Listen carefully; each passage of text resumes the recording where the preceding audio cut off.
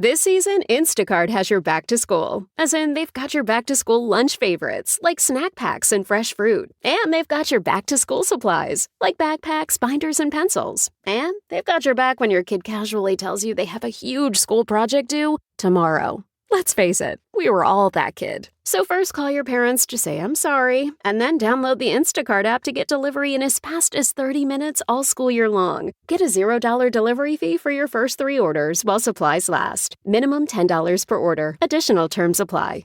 Okay, it's time to commit. 2024 is the year for prioritizing yourself. Begin your new smile journey with Byte, and you could start seeing results in just 2 to 3 weeks. Just order your at-home impression kit today for only $14.95 at Byte.com. Byte clear aligners are doctor-directed and delivered to your door. Treatment costs thousands less than braces. Plus, they offer financing options, accept eligible insurance, and you can pay with your HSA FSA. Get 80% off your impression kit when you use code WONDERY at Byte.com. That's BYTE.com. Start your confidence journey today with Byte. Have you ever covered a carpet stain with a rug, ignored a leaky faucet, pretended your half-painted living room is supposed to look like that? Well, you're not alone. We've all got unfinished home projects. But there's an easier way. Thumbtack is the app that makes it easier to care for your home. Pull out your phone and in just a few taps, search, chat, and book highly rated pros right in your neighborhood. Download Thumbtack and start caring for your home the easier way. Content warning. This episode contains discussion of murder. One weekend day this April, Lauren Crow, the president and CEO of the Heathen organization, the Troth, got an interesting voicemail. Hi, my name is Andy Baldwin. I'm an attorney. Any of us would have likely been surprised to get a message like that, but it was especially shocking to Lauren. You remember, of course, that Baldwin is a defense attorney for Richard Allen, and he helped craft the first Franks memorandum in that case. And that memorandum is where the public first became aware of the claim that a group of Odinists was responsible for the murders of Liberty German and Abigail Williams. Lauren has been highly critical of that memorandum. She shared her views on it on the Troth's website, on Court TV, and here on the Murder Sheet. She has spoken eloquently and quite publicly about the negative impact the sensational claims in the memorandum have had on the members of her community.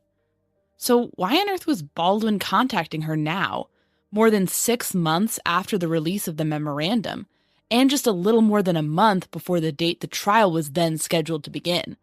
I'm looking for some information about Asatru or Odinism or heathenism on the Delphi case. Today, on the Murder Sheet, we will play the rest of Baldwin's message. We'll hear what Lauren thought of it all, and we'll give her an opportunity to tell us the effect the defense claims have had on her community. My name is Anya Kane. I'm a journalist. And I'm Kevin Greenlee. I'm an attorney. And this is The Murder Sheet. We're a true crime podcast focused on original reporting, interviews, and deep dives into murder cases. We're The Murder Sheet. And this is The Delphi Murders, a heathen for the defense, an interview with Troth President Lauren Crow.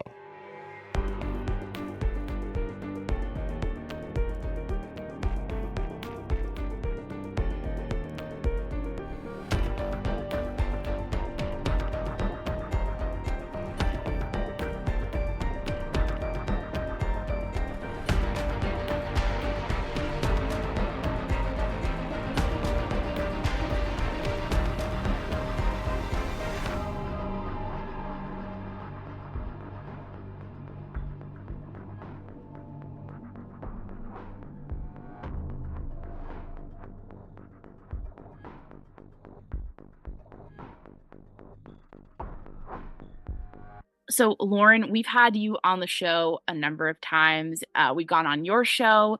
Before we get started, I think everyone knows who you are who's listening consistently. But for folks who may not recall, can you just tell us a bit about yourself and your background? Yeah, my name is Lauren Crow. I am president of the Troth, which is the largest heathen organization. And we'll get into what heathen and all that means here in a minute. In the world, we are an international organization and we support education, and training kind of the next generation of leaders. We publish books and we help people connect in our religion, and as well as promote our values of inclusivity and community, family, really important to us to, kind of share those values, especially because there's a lot of other people who may not share our faith, but share those values. And we want to work with that. In my, you know, one great thing about our organization, we're 100% volunteer driven, no paid, there is not a single paid staff member. So we do this all out of like the love we have for our faith and really for what we're doing. So I'm actually a data scientist in my day job. I'm a public health data scientist. So I have a little bit of background there. But mostly, I've been a heathen for almost 25 years at this point. Longer than I've not been, kind of thing. And it's a huge part of my life. It's a really beautiful faith full of like it's compassion and family and community. And it's really all about making a better community together. And so yeah, this has been kind of hard on all of us because we do very much react as a community. And so everything that's been happening has affected all of us. To start with, I guess, can you Yeah. give us a kind of a description about the differences between heathenry, Asatru as it's defined in the United States, Yeah. and Odinism, and what are the similarities and what are the key differences? All right. So heathenry is okay. The best way I can explain this, heathenry, you have to think of it like an umbrella term like Christianity. So most people who call themselves heathens are going to be your pretty average, normal people. One thing they all have in common is, for the most part, is they're all polytheistic, meaning we worship many gods. So if someone worships Odin, that doesn't mean they don't also worship Frigga and Thor and Frey. And heathenry encompasses basically the beliefs of pre-Christian Northern Europe. So you're thinking Scandinavia, Germany, Britain, and those are your areas that are that's going to be a commonality of all of these three.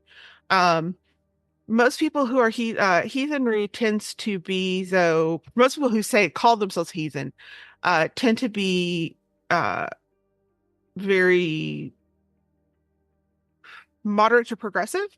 They are very pro-LGBT. They tend to be very pro-community, pro-rights. They want people to be, where they don't have issues with race. They don't have issues with other religions, and generally very accepting people.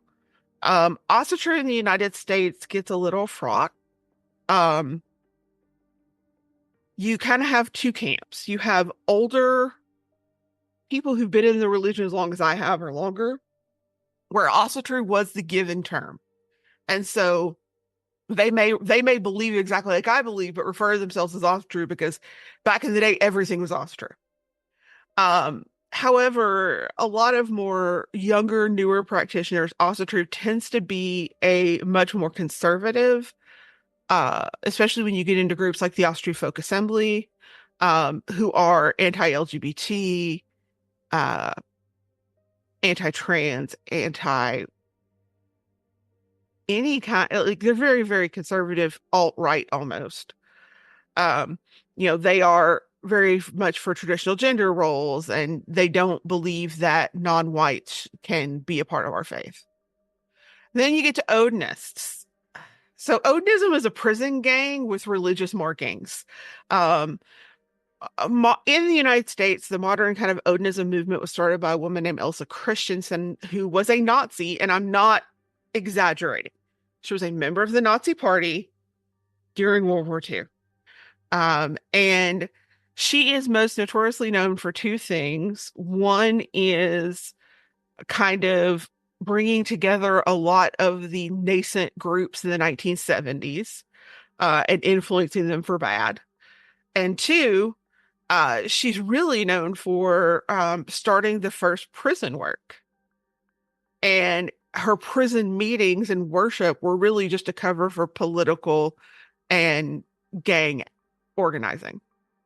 So when you talk about Odinism and Odinism, you almost never talk about Odinism in the United States outside of prisons. Like it's almost a prison exclusive thing. If someone says they're an Odinist, that's a huge red flag. That means one of two things. They're either deeply racist, got involved behind, in prison, or they're very new and just don't know what that means. And I've run into that a lot. But Odinism, it is very racist. It is very gang oriented. And theologically, it actually pulls, and y'all are going to laugh about this, but theologically, it actually pulls a lot from the Church of England. So there's this guy in the 1930s who started kind of one of the first English language Norse religions, and he was also a Nazi, Australian Nazi. And his writings were a huge influence on Elsa Christensen and other racist people going forward. But he basically took the common book of prayer, took out Jesus and God, put in Odin and Thor and Balder, and shook it real hard. And that's a religion, complete with having all these long prayers like you would have in, because I've been to a few of these services, long prayers. And they would end, no, it gets better, because the look on your face is so great right now. They would end everything in, instead of amen, they would end it in Wotan, which of course being the Anglo-Saxon name of Odin. I'm shook. I did not know this. And thanks a lot, Henry VIII. Gave us Odin. If people want to really dive into this weird stuff, I do have a podcast called the Heathen History Podcast, and you can go listen to that. And we're on every platform. But yeah, we have a whole episode where we dramatically read from the prayer book from the First Anglican Church of Odin. But Odinism has always been a racist thing, right? Also true, it's hard to tell. You really kind of have to ask who they're affiliated with. But where I am, for instance, it's almost always racist. Other areas in the United States, it's different. It really just depends. And then, of course, heathenry. Most people who use heathen are not going to be racist. They're going to be pretty typical. And there is a wonderful, wonderful sociologist named Jennifer Snook who studies religious sociology, primarily paganism. And she actually did a wonderful study of heathenry specifically in her book, American Heathens. And one thing she talks about is heathenry, we span the gamut, right? Like if you look at America and you look at all the social, political, every idea out there, we are a reflection of America because we are Americans. We're just like everybody else. That's the one thing I like to tell everybody. Yes, for every weird racist guy, there's also someone on the total end, like the most liberal person you could ever, progressive, left-wing person. We're American, just like you are. We are a human. We are just a reflection of you guys. And that means we're going to have bad. We're going to have good. We're going to have everything in between. That's humanity. Right. And so for a lot of people, their introduction to Odinism came in the Franks motion that the defense in the Richard Allen case filed last autumn.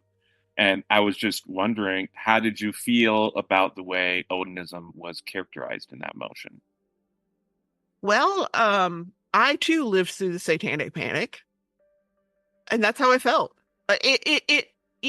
So we talked a bit about it last time I was on. I'm from East Arkansas, Northeast Arkansas. And if you aren't familiar, that's where the West Memphis 3 case happened. And I lived through that. I lived through that Satanic Panic. I was a young teenager when that happened. So to me, it felt like the Satanic Panic all over again. It was one of the most maddening things I've ever read. Odin. First of all, they didn't even know what an Odinist. They still don't get their terminology right. They called it an Odinite. They described pictures. They described sacred images in lurid ways. Like it read like a tabloid. It really did. It read like, or like I was raised very fundamentalist evangelical Christian. It read a lot like those, like the demons in rock and roll music are coming to get you books we had in the 80s. It really was. It was very satanic panic. This episode is sponsored by AutoTrader. Credit scores, down payments, interest rates. Car buying can be a numbers game, but you don't have to be a math expert to get the keys to your dream car. Just use Kelley Blue Book My Wallet on AutoTrader. Crunch your numbers and get your personalized results so you know exactly how much you'll pay each month for your car. It's like having a magic wand for your wallet. Presto! The car you've been wanting is now within reach. So hit the road and leave your calculator at home. Find your next car on autotrader.com.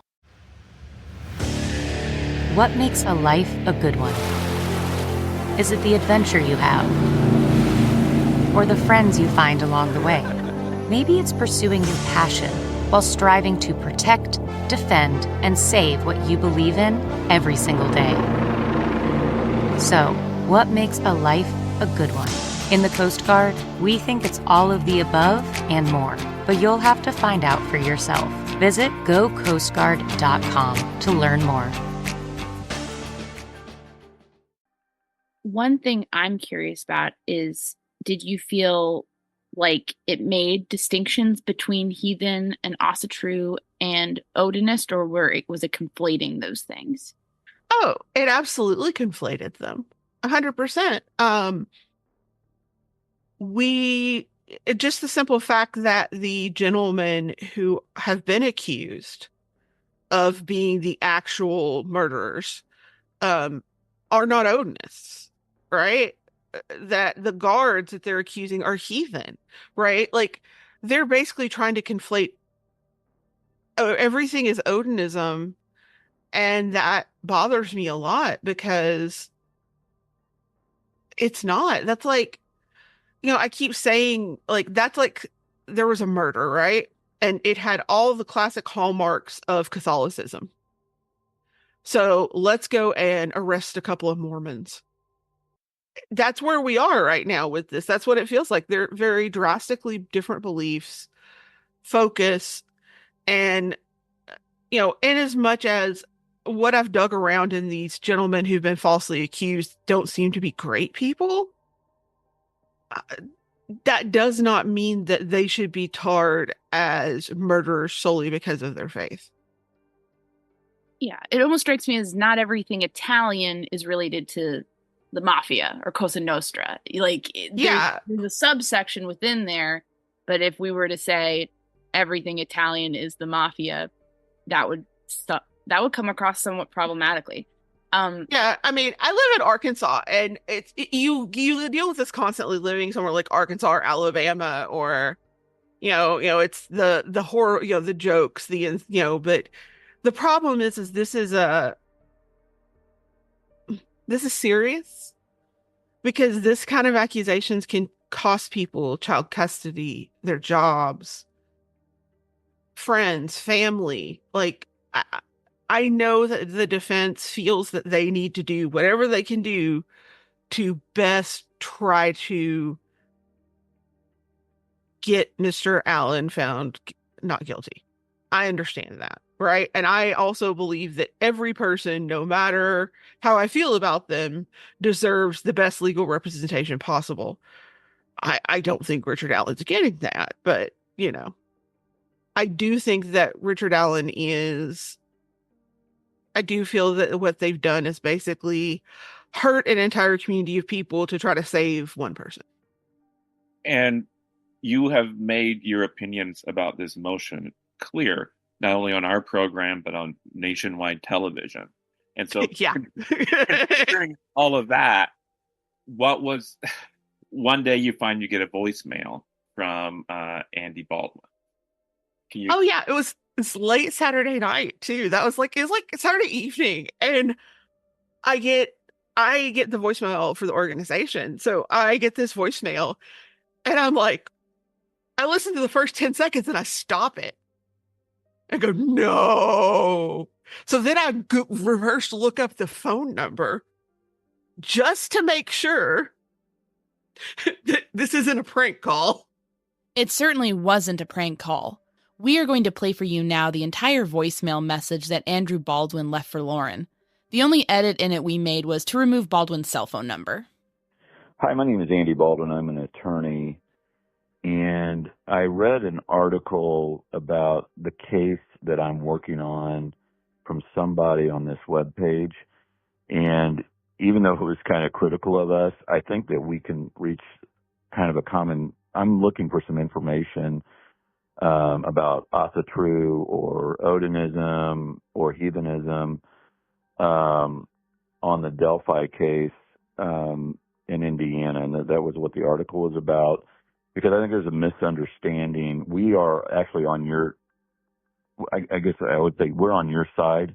Some of the people that I've been interviewing are heathenists or Odinists that are great people, but these racists have hijacked the religion and the philosophy and so forth. And I think I'm looking for an expert. You might find it strange that I'm calling you with that article that I read, but I'm looking for an expert that can look at the things that I guess crime scene, and give me an opinion about whether what we're seeing is like these idiot, white supremacist guys attempting to replicate a runic script, and also, to come in and basically defend their religion is another. I mean, it'd be an opportunity to do that as part of, just as part of the testimony.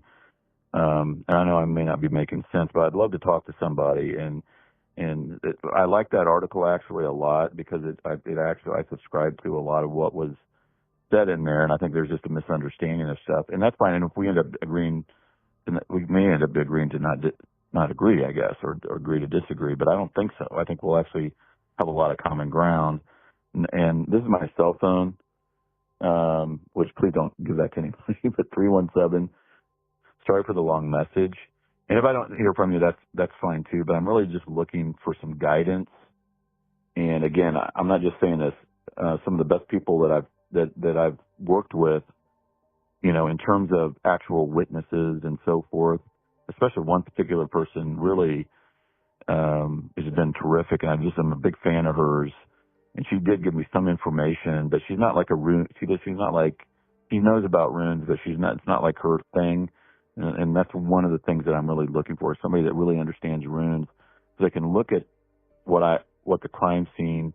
They'd have to sign an NDA, to do this, but non-disclosure. But that's where the message cuts off. As she said, just getting and hearing this message was a surprise to Lauren. Then I listened to it and I'm like, no. Really? You read the statement on our organization's website, and you really think that anyone from our organization wants to come on and be an expert witness for the defense? What is wrong with you?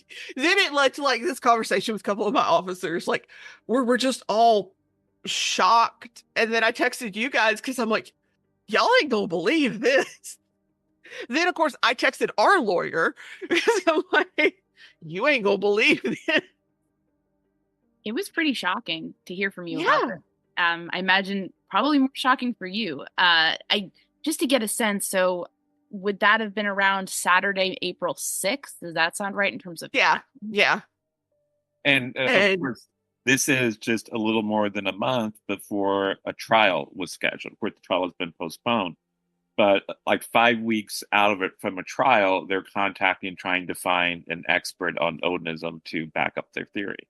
Yeah, an expert who has been on television, on national television, and has been on multiple podcasts and YouTube shows, speaking out and being very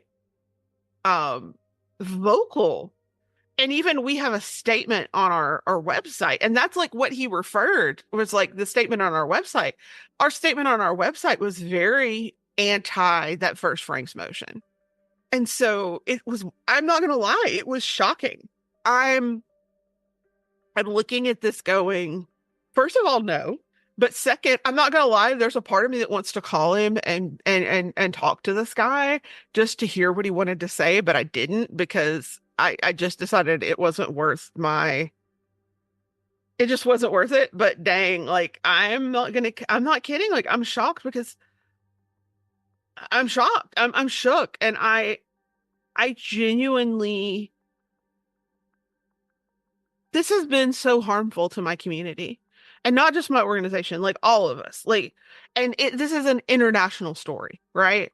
I'm hearing about this from heathens in Denmark and heathens in I went to an international conference, and this is a conversation I had with someone in South America. They had heard about the case. And now it's spilling onto YouTube, and you're seeing I'm hearing stories, and I haven't had time, honestly. I don't have time. I don't have time for this. People looking into this, but other YouTubers, like, I guess you would call them yellow journalism YouTubers, or, drama YouTubers, whatever you want to call it, are now trying to blame other crimes on Odinism. Like, it's become a trendy thing. And now you have people and, heathens worried about our jobs. We're worried about our families. Is it safe? I have people in my community who already struggle to wear symbols of their faith because of discrimination. And now what's this going to do in an area like a small town like Delphi, right? Because these are small towns, and small towns are where this is really hurting people. What exactly did Mr. Baldwin ask for in the voicemail? Do you remember, what exactly did he say that kind of stuck out to you? So, he contacted us because we had that article on our website. Shortly after the release of the defense's first Franks motion last autumn, the Troth did indeed put up an article about it. We will read some excerpts from it now, but it is worth reading the whole thing. We will link to it in our show notes. The notion that some Odinists murdered 2 girls in cold blood and used their bodies in some sort of white nationalist ritual seems to most of us to be ridiculous. And yet there's the headline. Yes, it's a product of sensationalism. Yes, it is going to spread because of a media that is ignorant about our real religion and our real faith. And yes, it could very well be the product of a fevered imagination and a defense desperate to save their client and come up with any other suspect. But how did we get here? Why do we keep ending up here? The Odinists did it defense, regardless of whether or not it is true, should be a sign that Odinism, or any white nationalist versions of Asatru, has failed to make us better, failed to heal people, and at best has only made heathens into a boogeyman.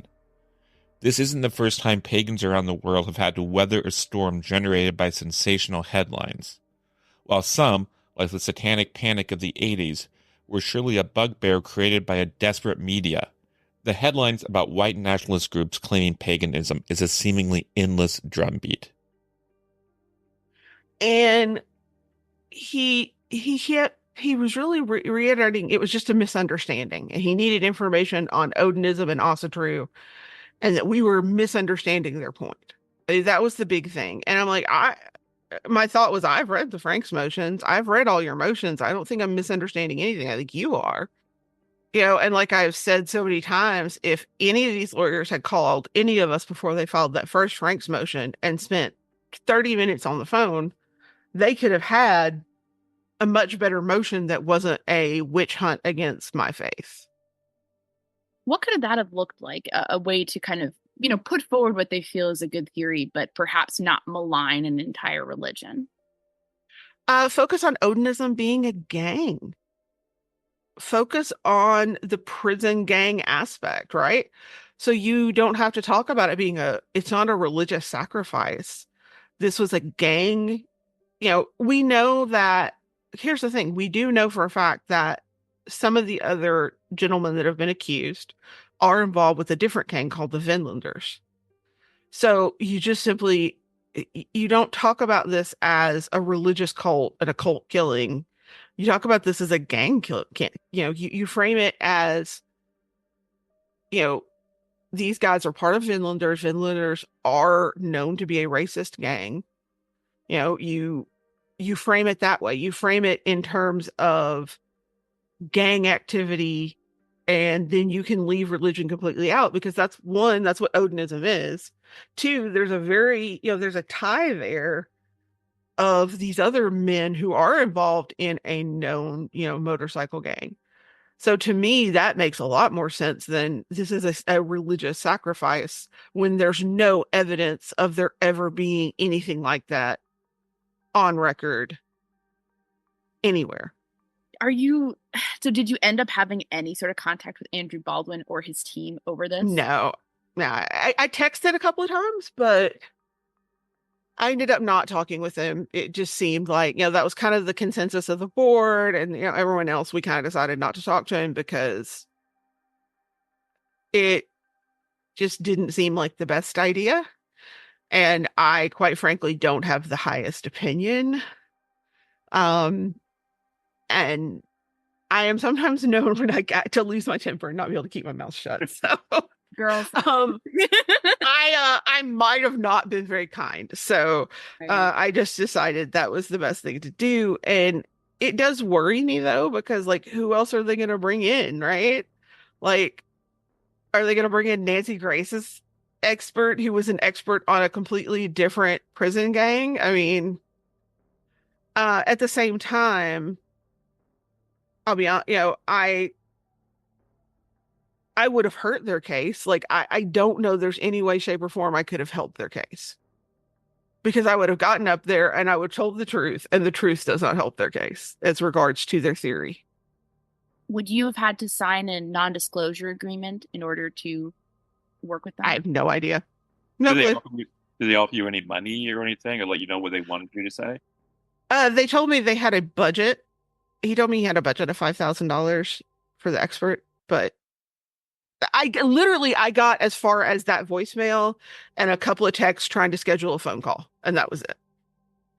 That was as far as we got, and then I decided I was done. And I went and watched the eclipse because that was cooler. I was curious in terms of, have you heard from anyone else in the community, if they've asked around at other heathen organizations or different things like that? I have not heard from anyone. I'm friends with most of the, I guess you would call the relevant, I'm friends with basically most of the people he would call on, at least on the non-racist side. So I don't really know who, they may have found some professor or academic I'm not aware of, but I have not heard anyone in the community. And quite frankly, I can't see anyone in the community doing it, right?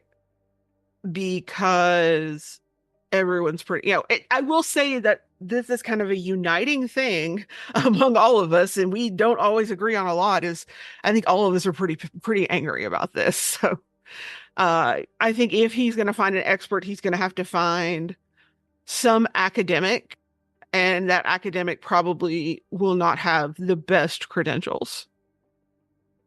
You mentioned academics. I'd be curious on your take of this. I know you follow the case and yes, keep up with this. So Jeffrey Turco is a Purdue professor, and the defense made a very big issue about him, basically indicating that they felt the prosecution hid him from them, as well as that he basically co-signed this idea that the site bore obvious hallmarks of an Odinist sacrifice. And it's since come out that basically Turco has said that's not true. My words were basically twisted by the defense, and I believe that the state police more accurately characterized how I feel about things. I guess I know had some thoughts about, anyone using Turco at all, given his expertise in more of the Norse mythology, I believe, and sort of writings aspect of this, which, is definitely very good to know about, but is different than knowing about current modern day white supremacist organizations. But what has been your reaction to this fallout about the Turco statements? I didn't believe that Turco agreed with the defense, mainly because one of my best friends is a college professor, And try, a college professor will give you 8 different opinions. Now, it could be this, but it could also be like this, but it could also be this. So I think that I really have a hard time believing that the state police or anyone else would have just blatantly falsified documents and anything and blatantly falsified what he said. Right. So, and as much as I don't think that he is the right expert, because he's not an expert in modern practice, right? He's ancient practice and modern practice are 2 different things, because we don't really know a whole lot about how they practiced back then. It's been lost to time. But I do think, I'm grateful that he came out and said that he basically came out. But at the same time, I really hope the state's witnesses, I've been eagerly looking at the state's list, waiting for the list and witnesses and whatnot to see what expert they might bring in. I have a couple of thoughts about people they should bring in. All academics, all very highly qualified people. But we'll see. Yeah, it also brings up something. You're obviously not going to be a witness for the defense. If perchance this Odinism theory is allowed into the trial, would you consider theoretically being a witness for the prosecution and to potentially explain some of the problems with the theory? If and only if they cannot get Jefferson Calico or Jennifer Snook or one of the many PhD more qualified than I am people. I'm like plan C. There are far more qualified people that can talk about this from an academic perspective and do a much better job than I will. I would do it if it was needed, but I don't believe that I am. I think that they can get Jefferson. I know Jefferson's not that far from them. I don't think he's the one that's been he's been interviewed on several Indianapolis TV stations, and he wrote a book called Being Viking, which is a sociological study of heathenry. And so I would hope I hope they're smart enough to get someone like him. I don't think the prosecution would even want me. No one's contacted me, and so I'm assuming they have found someone like Jefferson or Jennifer, or someone who is like far more eminently qualified than just I volunteer at a nonprofit and do a podcast.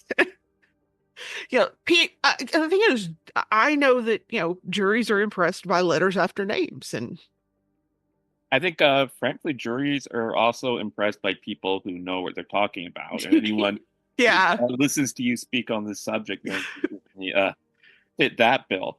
Were you surprised that they contacted you weeks before the scheduled trial instead of, say, contacting you weeks before filing the Franks motion? I was surprised they contacted us, period. I mean, especially if you have read the statement that we put out, it's pretty scathing against, the kind of satanic panic nonsense that first Franks motion is. And I was shocked that someone would read that and not think, hey, maybe these guys are not who I should be speaking to. I think more also, though, so at that time, trial was scheduled to go on in May 13th at that point. So it was like within a, very, like basically they had a month. Did you feel like, based on what you heard in that voicemail, that they had a pretty good grasp of everything and were going forward, and that this was just sort of a bonus conversation? Or, I mean, no. I felt like, I don't know, it felt uncomfortable. But I think that's the best way I can describe. I felt very uncomfortable. And it made you uncomfortable. Like, it just made, like, that voicemail just made me feel like secondhand embarrassment, almost. Like, at the same time, I have to admit, he has cojones to call us, given what we wrote. And I just can't understand. I don't know. There's a part of me that would love to hear his like logic on how we're on the same side. Or it feels like, I don't know. It was just weird. It was just a weird. I think we all kind of felt like it was really weird, and we all were just like, yeah, I don't think we should touch this. Yeah.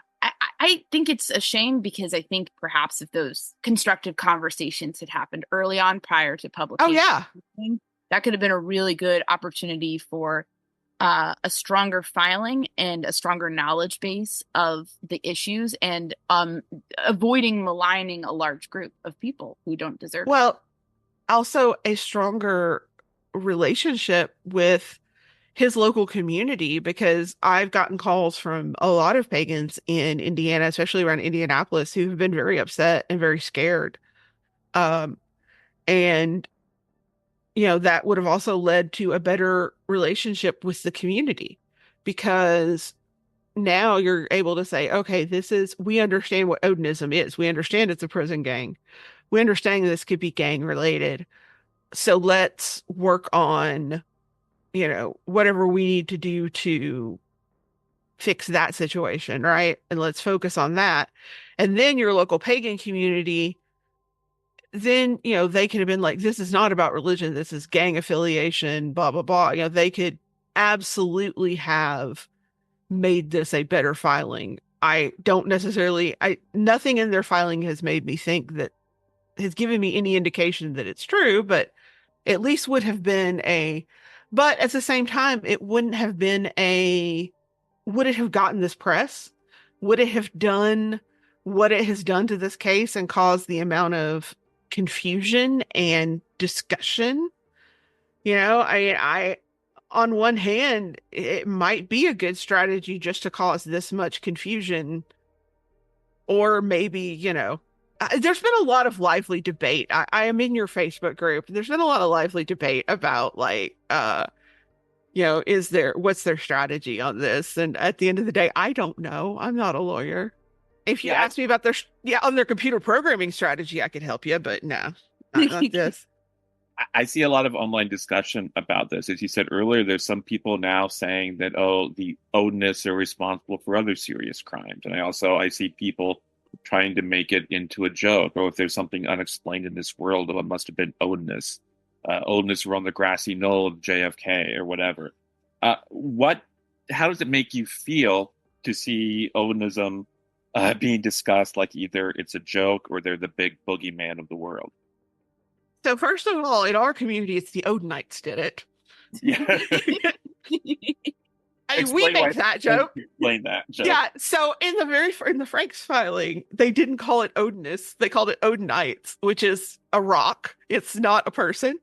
So we do frequently bring the Odinites for it. I'm not gonna lie. The big bad jokes are funny. I actually enjoy them because, like, you have to understand how incredibly small Odinists are, even in the heathen population.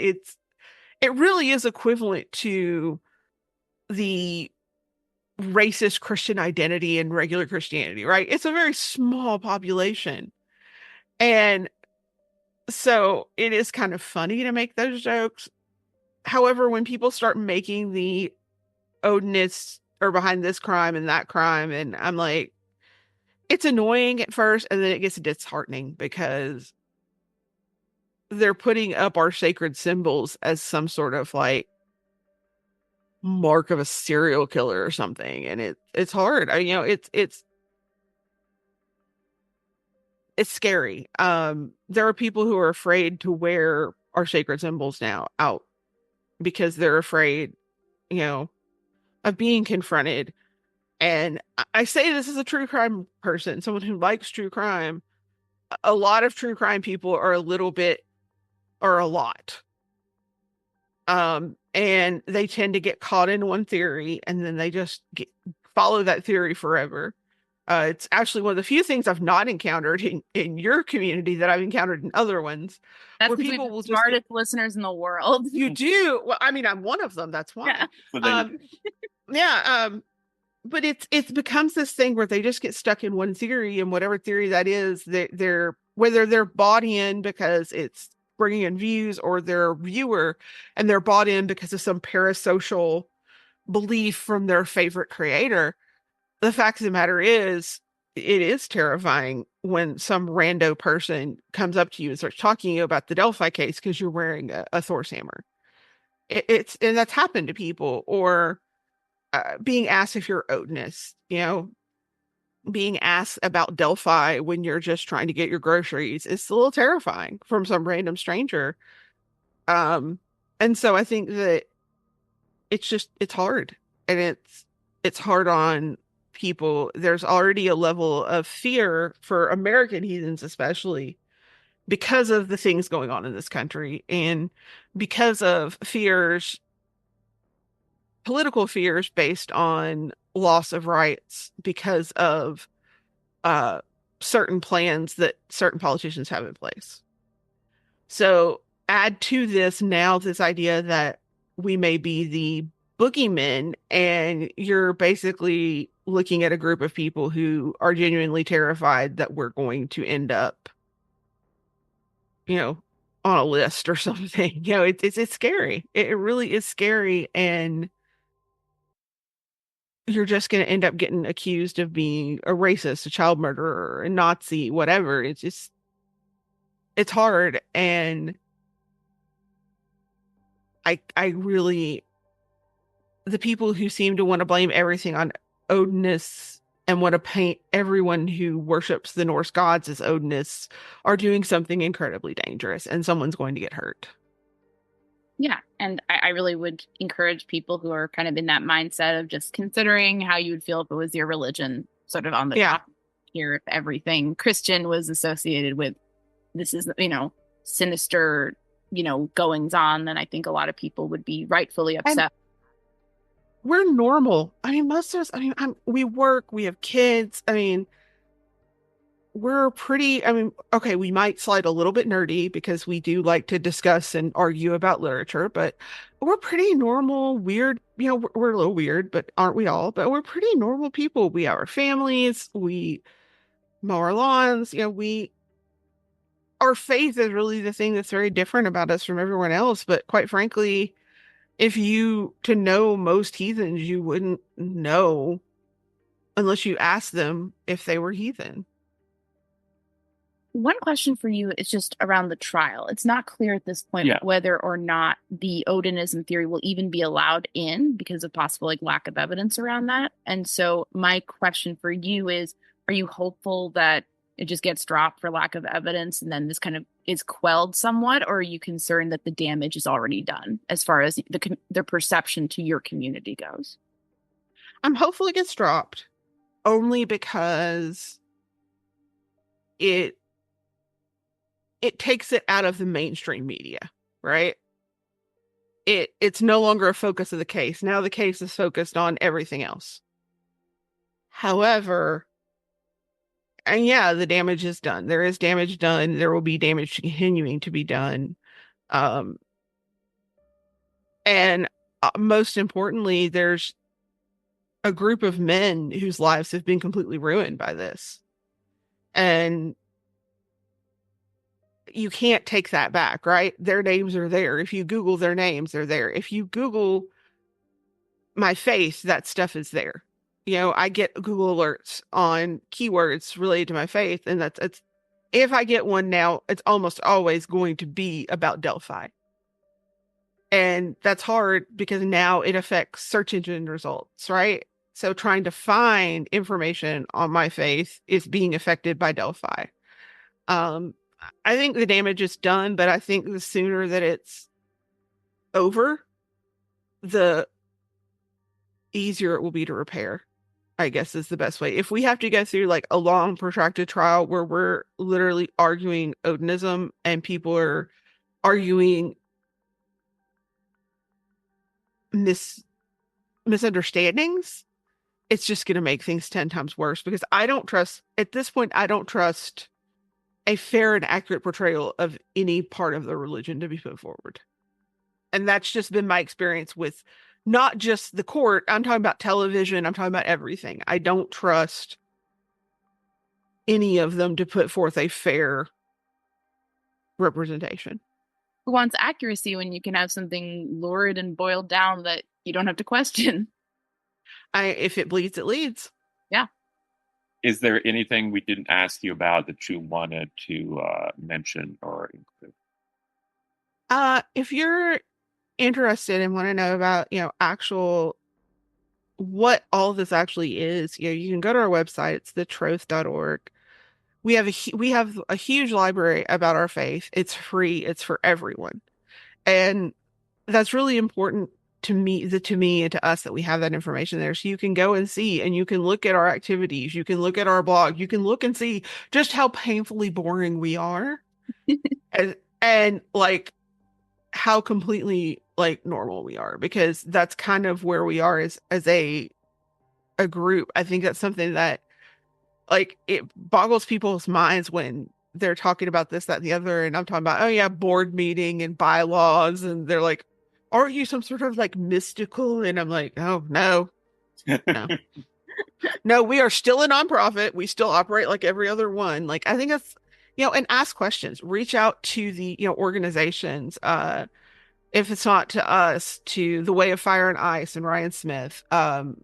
There's lots of really great groups and people you can reach out to and talk to and ask questions. I mean, like I said, if you're in the Facebook, I'm in there. Find me, ask me questions. I'm happy to answer anything you want to know. Because that's the thing. I want you guys to know me. Like, I want you guys to know us and to see that we're just normal people with a different faith, but we really want, we want the same things. We want a good life. We want, good education for our kids, safe neighborhoods, cheap groceries, cheap gas, to never hear about Elon Musk again. Yeah, we want what everyone else wants. Exactly. I love it. Well, Lauren, delightful as always to speak with you. Thank you so much for coming on and discussing all of this. And we will include links to the Troth in our show notes. So definitely check it out if you are interested. And we're also linked to your podcast. Yes. And thank you guys so much. Hopefully I won't have to come on and discuss this again because, I believe it's this week that they're having the hearings on. Oh, it's not this week. Got pushed out again. I can't. No, it was supposed to be last week. Yeah. I mean, the Odinism, hopefully I won't have to be on. They'll squash the Odinism thing and then I won't have to talk about this much more. You can go back to focusing on your board meetings. Yeah. Yes, exactly. Thank you guys so much. We'd like to thank Lauren for taking the time to speak with us today. As we mentioned, we will include links to the Troth website and to her podcast in our show notes. We encourage you to check them out. Thanks so much for listening to The Murder Sheet. If you have a tip concerning one of the cases we cover, please email us at murdersheet@gmail.com. If you have actionable information about an unsolved crime, please report it to the appropriate authorities. If you're interested in joining our Patreon, that's available at www.patreon.com/murdersheet. If you want to tip us a bit of money for records requests, you can do so at www.buymeacoffee.com/murdersheet. We very much appreciate any support. Special thanks to Kevin Tyler Greenlee, who composed the music for The Murder Sheet, and who you can find on the web at kevintg.com. If you're looking to talk with other listeners about a case we've covered, you can join the Murder Sheet discussion group on Facebook. We mostly focus our time on research and reporting, so we're not on social media much.